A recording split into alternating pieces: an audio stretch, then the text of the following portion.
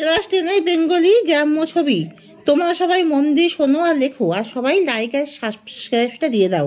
সবাই লাইক আর সাবস্ক্রাইবটা দিয়ে দাও, দিয়ে তোমরা মন দিয়ে শোনো আর লেখো। খড়ের চালে করলা লতা কিভাবে উঠেছে? খড়ের চালে করলা লতা মাচা বেয়ে লতিয়ে উপরে উঠেছে। খোকা কোথায় শুয়ে আছে? খোকা দড়ির দোলনাতে শুয়ে আছে। গাছ থেকে পাকা কুল কে পেরেছিল?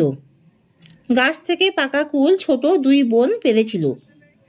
রোদটুকু রং কেমন? সোনার রঙের।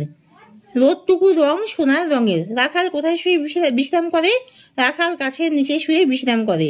কবির মতে সুধাময়ী কে? কবির মতে সুধাময়ী হলো জন্মভূমি। গ্রামের ঘর বাড়ির সৌন্দর্য কেমন? গ্রাম বলতে চোখের সামনে ভেসে ওঠে অপূর্ব নিসর্গ শোভায় মণ্ডিত প্রকৃতি দেবীর আপন হাতে রচিত দৃশ্যপট। ঘরগুলি মাটিতে নিকানো, দাওয়াগুলি মনোহর। সামনের দিকে মাটির উঠোন, উপরের চালটি খড় দিয়ে ছাওয়া। কওড়া গাছ মাচা বেয়ে উপরে লুটিয়ে উঠেছে। খাঁচার মধ্যে বউ কথাকও পাখি আছে। তুলসী মঞ্চে তুলসীর চারা আছে। ঘরের মেঝেতে আলপনা দেওয়া। ছোট্ট খোকা দড়ির দোলনাতে দুলছে। গ্রামে দুপুরবেলা ছবি বর্ণনা করো। ছায়া সুনিবিড় শান্তির নীড়। গ্রামগুলি ভারতের শাশ্বত আত্মার প্রতীক। গ্রাম হলো ভারতীয় সভ্যতার প্রাণকেন্দ্রই গ্রাম। গ্রামে দুপুরবেলা অত্যন্ত শান্ত। গ্রামে দুপুরবেলা অত্যন্ত শান্ত মেঠো পথ। গ্রামের মাঠে চলে বেড়ায় গরু। গাছের স্নিগ্ধ ছায়ায় রাখাল শুয়ে বিশ্রাম করে। সরু মেঠো পথ বেয়ে পথিক আপন মনে গান করতে করতে চলে যায়। কবির কেন বাল্যস্মৃতি মনে পড়ে?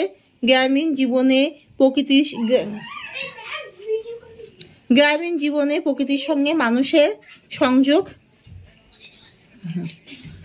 সংযোগ বিচ্ছিন্ন হয় না। উপরন্ত প্রকৃতির অঙ্গ হয়েই মানুষ দ্বিতীয় বিশ্ব রচনা করে। দুপুরবেলায়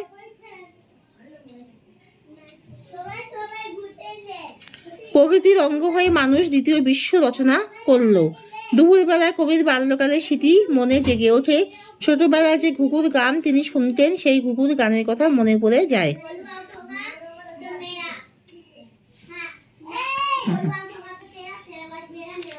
দাওয়া শব্দের প্রতিশব্দ লেখো, দাওয়ার বর্ণনা করো। দাওয়া শব্দের প্রতিশব্দ হলো বারান্দা বা উঠোন। গ্রামের প্রকৃতির সবটুকু ঈশ্বরের দান। পল্লী বাংলা ছোট ছোট কুড়ে ঘরগুলোর উঠোন বা দাওয়াগুলি খুবই মনোহর হয়। মাটি দিয়ে নিকানো ঘরের সামনে থাকে মাটির উঠোন। সেখানে সোনার বর্ণে রোদ এসে পড়ে। খোকা দাওয়ায় শুয়ে থাকে দড়ির দোলনাতে।